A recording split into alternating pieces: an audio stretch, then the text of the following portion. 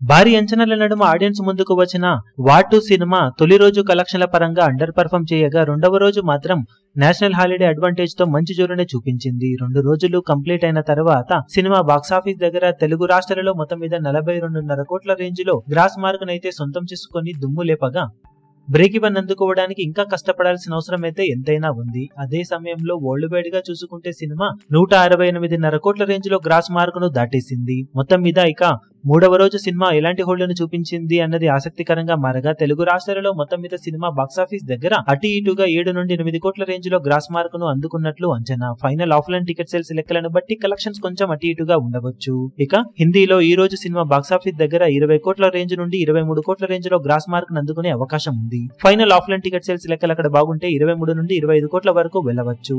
ఇక Karnataka, rest of India మొత్తం మీద మరో 3.5 కోట్ల నుండి 4 కోట్ల రేంజ్ లో గ్రాస్ ను అందుకునే అవకాశం ఉండగా ఇండియాలో మొత్తం మీద సినిమా 35 కోట్లకు అటు ఇటుగా గ్రాస్ ను అందుకునే ఛాన్సెస్ కనిపిస్తూ ఉన్నాయి.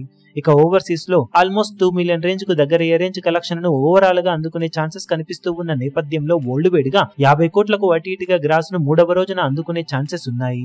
ఫైనల్ ఆఫ్లైన్ టికెట్ సేల్స్ లెక్కలను బట్టి కలెక్షన్స్ కొంచెం అటు ఇటుగా ఉండవచ్చు. ఈ రోజు సాధించే కలెక్షన్లతో తెలుగు రాష్ట్రాల్లో సినిమా 50 కోట్ల గ్రాస్ మార్క్ ను అందుకోబోతూ ఉండగా వరల్డ్ వైడ్ గా 218 కోట్ల నుండి 220 కోట్ల రేంజ్ లో గ్రాస్ మార్క్ ను అందుకునే అవకాశం ఉంది.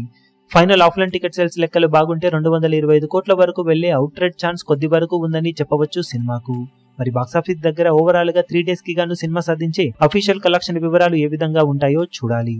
ఈ వీడియో మీకు నచ్చినట్లయితే లైక్ చేయండి, షేర్ చేయండి, ఛానల్ ను సబ్స్క్రైబ్ చేయడం మాత్రం మరవకండి. ఏ చిన్న అప్డేట్ ను మిస్ అవ్వకూడదు అనుకుంటే బెల్ ఐకాన్ ను ప్రెస్ చేయండి.